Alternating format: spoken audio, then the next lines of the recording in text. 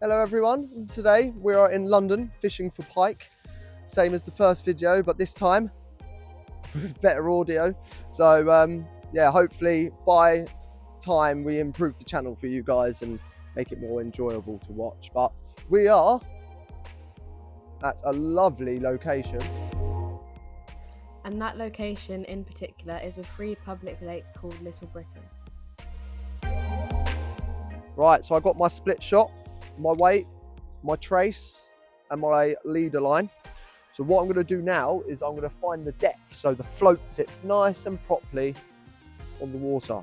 So basically this is just trial and error, casting it, adjusting it, casting it, adjusting it until you get it perfect. And then make sure once you put the dead bait on, you cast it back in the same spot, because the depths change in lakes and rivers and stuff like that. So you would waste all of that time and effort and it won't even be worth it. So that's too shallow.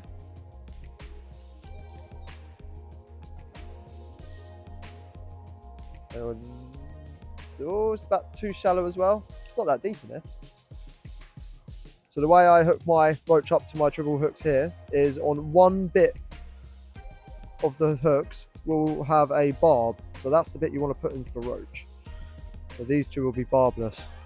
So I stick it right on the back, just above the fin here. Then I stretch it out, find the barb right in the back of the tail.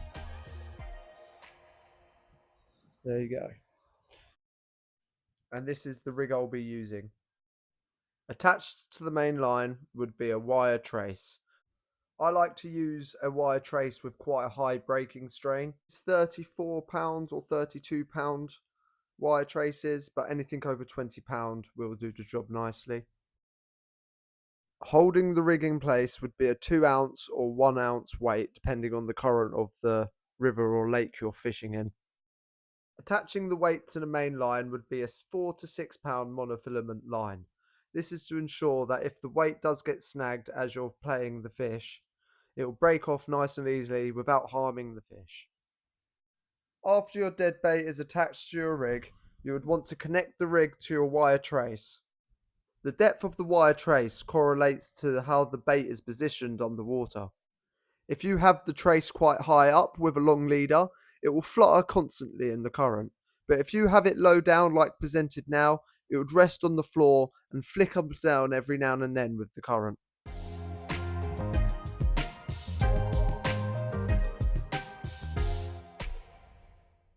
Us being stupid, we completely forgot to wear our mics, which means the audio throughout the whole process of me catching the fish is not there. And also we forgot to film me actually catching the fish. However, I did catch a wonderful 5 to 6 pound pike, which is also my first pike, so I was very, very, very pleased. Determined not to be outfished by Raine, I brought out my old trusty lure rod with a new lure I was trying out for today. That lure in particular was this beast fly lure, which I was trying out for the first time. But then all of a sudden, out the corner of my eye, I got a twitch from my float.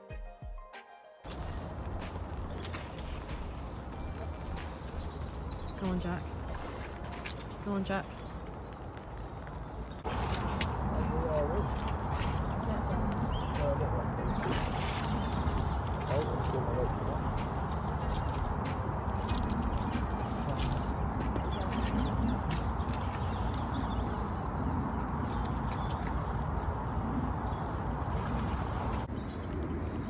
Yes. Another beautiful pike. This time we put the microphones on. Yeah. Now it's 1-1. 1-1.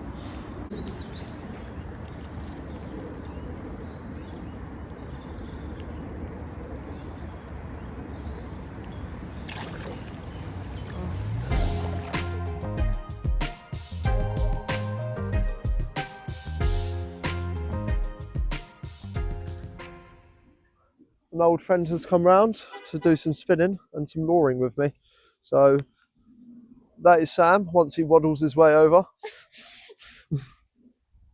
Me and Sam have known each other for a long time. Used to do this when we were, how old, Sam? 5, 6 when we first started doing this? Younger. So, yeah, lot of history. And we haven't done this in years. So it'd be nice to have a good little hour or so while Sam's free. So let's see, first one to catch a pike.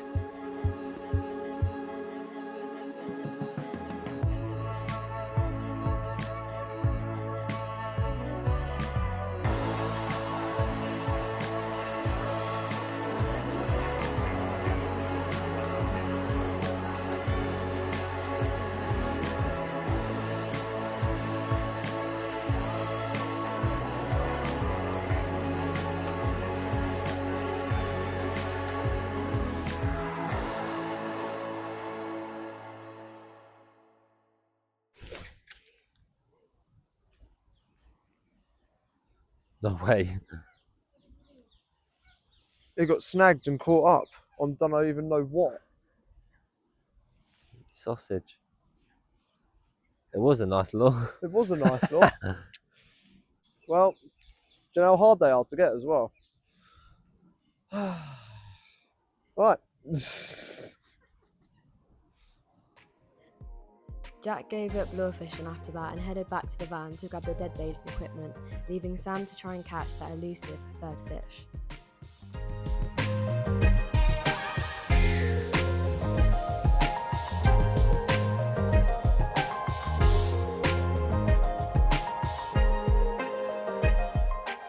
Sam has just left now.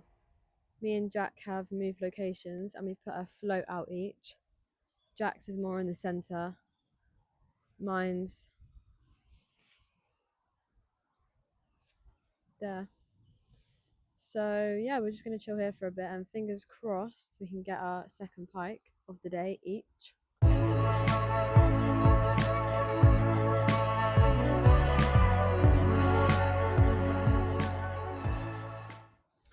So, second location on the other side of the lake proved not to be good. We've been here probably over about an hour and a half now. Even though it does look tremendously amazing, it hasn't produced us a fish. So we're coming off Little Britain now. Going to head to a little canal I know, quite local, about a 5-minute drive away, and test luck there. But first of all, lunch. After lunch, we headed down to a certain spot on the canal, which is very sentimental to Jack.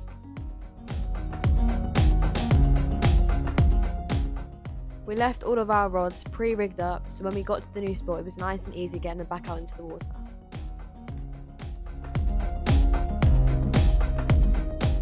This is where I first started fishing. So where me and Sam used to come down here early in the morning on the weekends after school, coming down, floating a spinner around, getting a float rod out with some worms and maggots on, catching anything you could out of here, to be honest with you. Bream, pesky bream, roach, rudd. Our favourite was the perch, always our favourite was the perch. Best fighting fish for us was the perch. And loads of pike.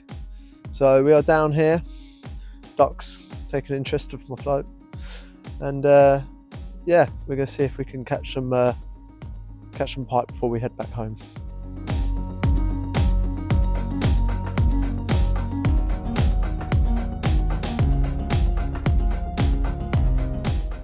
Even though I've caught plenty of fish here in the past, today just wasn't our day.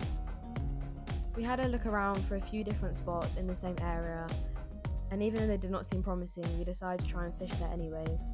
However, we did not succeed in catching anything, which is most likely due to the conditions of the canal. After this, we decided to call it a day and start packing our equipment up and then heading back to the van.